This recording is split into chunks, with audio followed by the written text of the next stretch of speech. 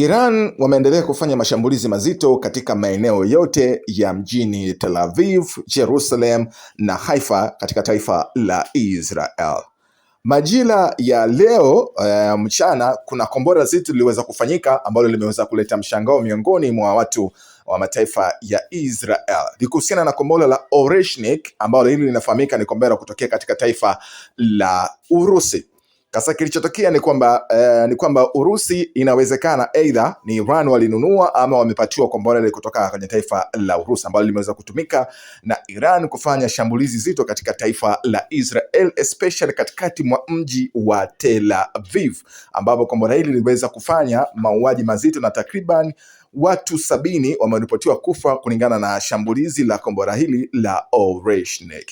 Ikumbuka kwamba Irani na Russia wamekuwa na ushirikiano mkubwa hata wakati wa vita vya Urusi pamoja na Ukraine, kwamba Iran alikuwa ametuma zile Shahid drones kwa ajili ya kumsaidia Urusi. Zilikuwa zinatumika pale pamoja na hizi Fatah zilikuwa zinatumika kwa Urusi, lakini this time ni kwamba Urusi ameamua kumpatia Oreshnik kwa ajili ya kuiangamiza nchi ya Israel. Hii ndio hali halisi inachoendelea katika uwanja wa vita kati ya Iran pamoja na Israel.